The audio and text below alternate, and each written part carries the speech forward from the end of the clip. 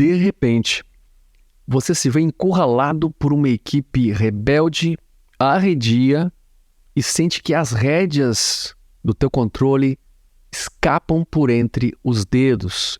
E agora, o que fazer?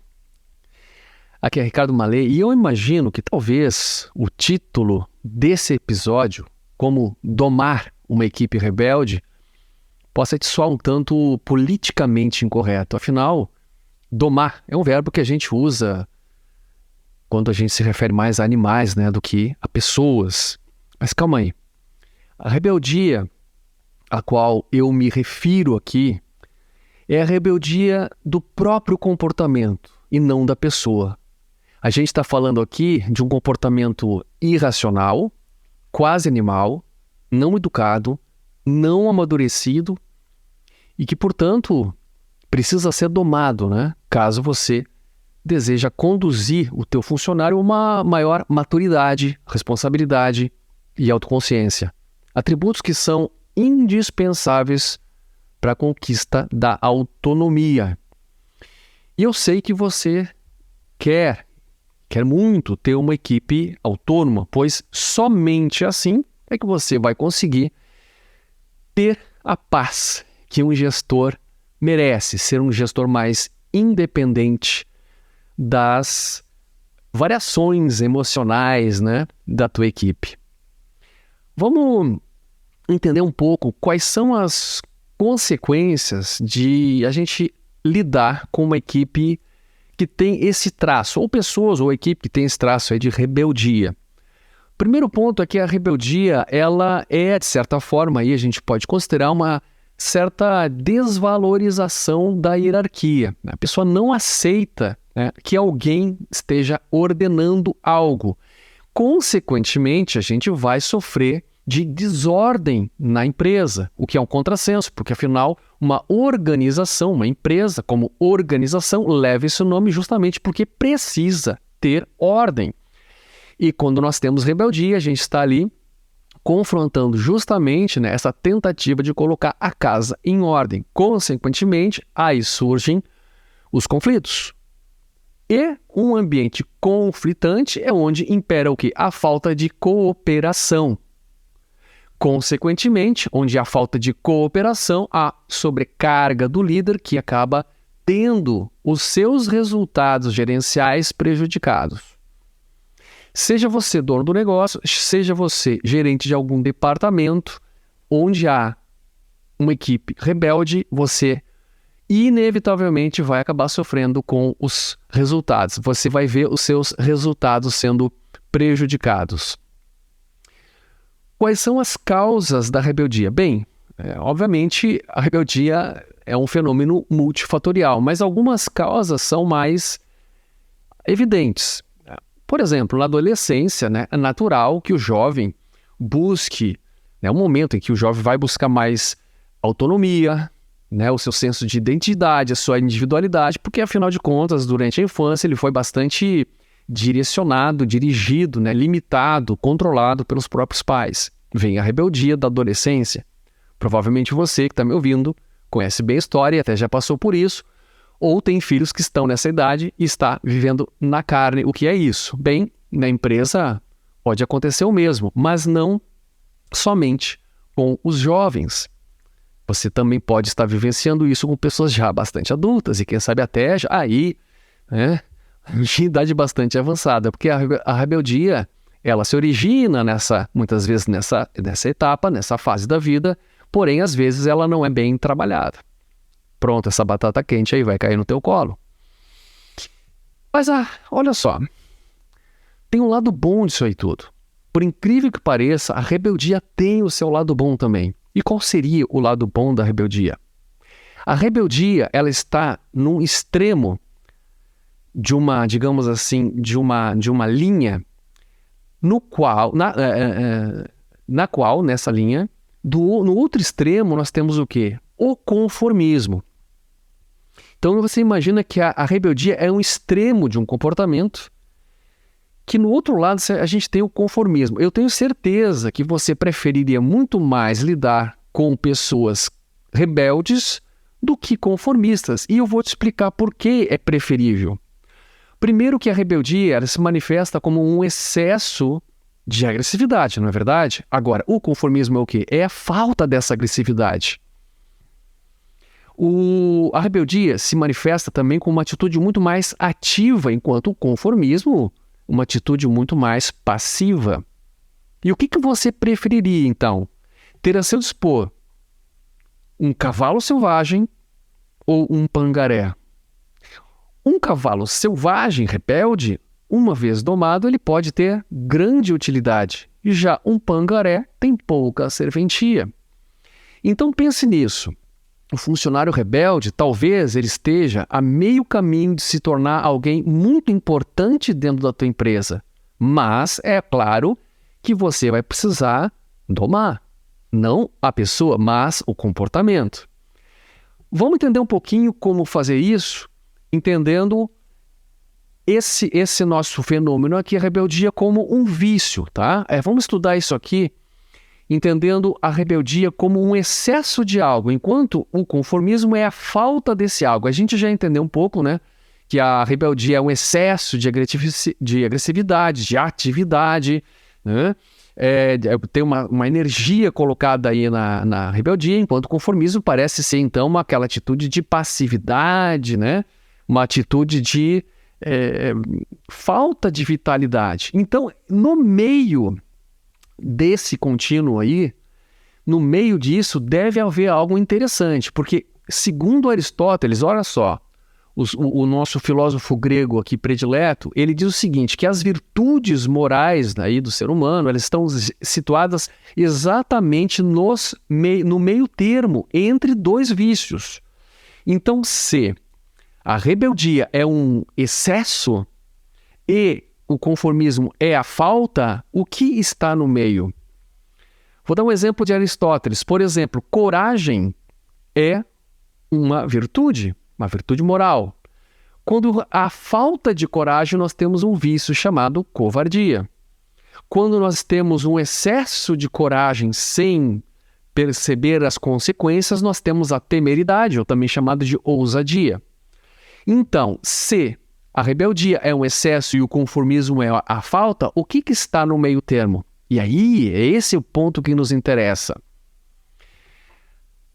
Para responder isso, vamos fazer aqui um esqueminha, né? Uma tabelinha mental aqui para a gente entender características da rebeldia, características do conformismo e qual seria o meio termo entre essas duas pontas. Primeiro, a rebeldia, o rebelde se caracteriza como aquele que desrespeita a autoridade. Já o conformista é aquele que aceita cegamente a autoridade. E quem seria o terceiro? É aquele que respeita a autoridade.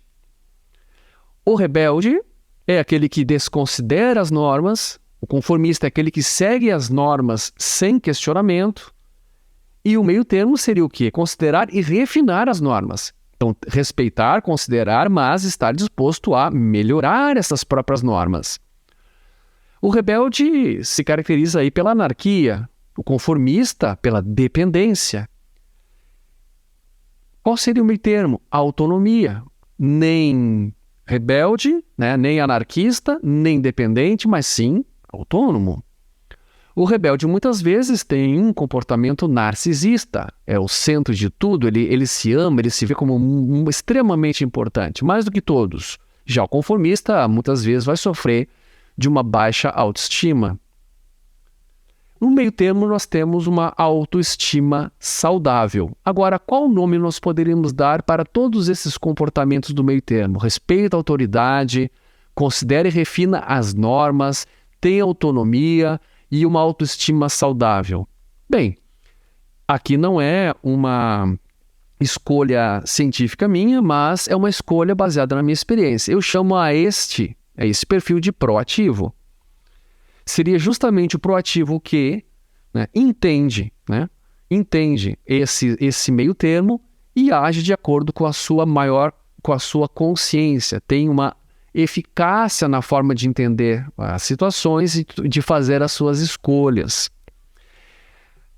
Bom, então, se a gente já entendeu que a gente pode pegar esse rebelde, e, a partir de uma educação, torná-lo proativo, acho que isso nos interessa bastante. Como seria o método para fazer isso? Vou dar algumas dicas aí para você. Primeiro ponto, não ameace, tá? Porque se você ameaçar aí um animal selvagem, né, não é uma boa ideia. O que você espera ter como reação de um animal selvagem que se sente ameaçado? Você só vai tentar combater fogo com fogo. Então não é a técnica para você educar um rebelde, não é com gritaria, tá? Não vai ajudar muito, só vai aumentar a rebeldia. E aí é que entra uma ação que ela é totalmente contra-intuitiva, que é reconhecer o lado bom dessa atitude rebelde. Porque realmente, olha, se você entender que a rebeldia tem esse lado bom da energia, da disposição, de uma agressividade, puxa, isso pode ser reconhecido como algo positivo, que precisa, obviamente, ser refinado. Então, se você dentro de si entende isso, primeiramente, você se coloca numa posição de um bom educador e não como aquele pai que vai punir. Depois, entendido isso, dado o tom da conversa, você vai realmente ter uma conversa, que a gente chama de diálogo de influência. Esse diálogo de influência é uma técnica de comunicação que vai ter por objetivo aqui você conversando com o teu funcionário entender, qual é a causa dessa rebeldia? Pode ser, ela é muitas vezes multifatorial, mas às vezes ela tem aquele ponto que você pode atacar imediatamente. O que está trazendo essa rebeldia para dentro para dentro do teu ambiente ali? De onde vem? O diálogo de influência é uma técnica que a gente trabalha bastante num curso online meu chamado Liderança e Engajamento. Fica a dica, se você tiver interesse, entra lá no site ricardomale.com e conhece lá o curso Liderança e Engajamento para Resultados. Lá a gente passa toda essa técnica de como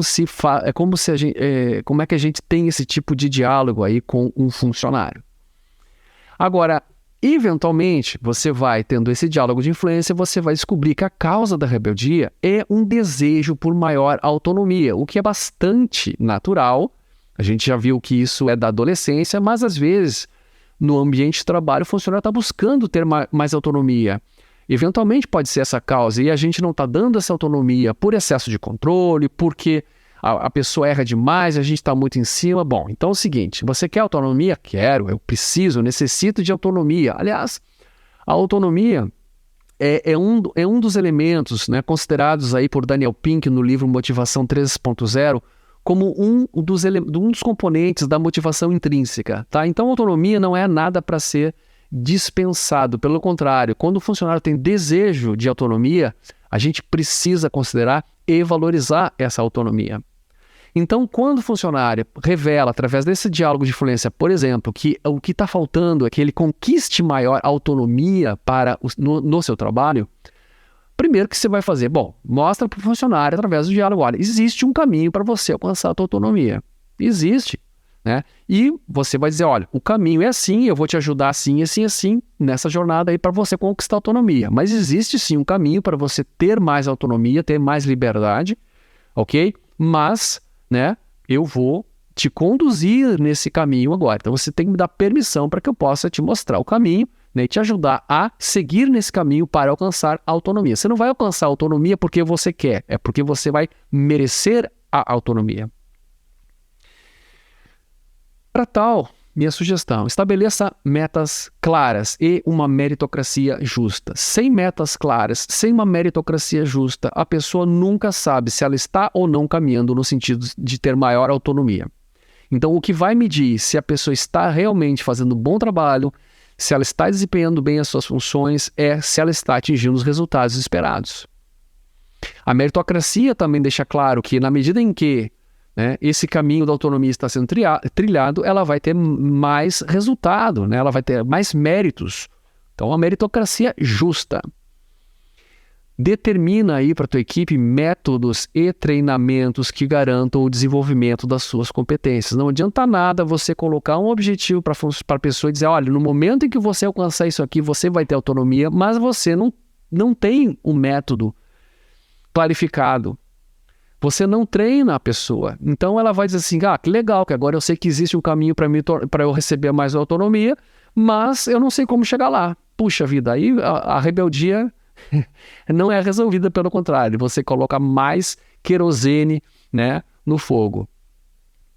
Dê feedback constante para valorizar os acertos e corrigir os erros. O feedback também é um elemento fundamental, considerado muito importante para que a pessoa possa, de fato, entender que aquele comportamento está realmente trazendo o resultado esperado, aquele comportamento, ele representa um bom desempenho naquela tarefa, daquela função, tá? E aquele outro comportamento é uma pisada de bola que ele precisa começar a corrigir. Então, o feedback também, ele tem que ser constante, não é um feedback anual. Agora vamos fazer uma avaliação de desempenho, agora você vai receber o feedback no final do ano. Puxa vida, já foi, né?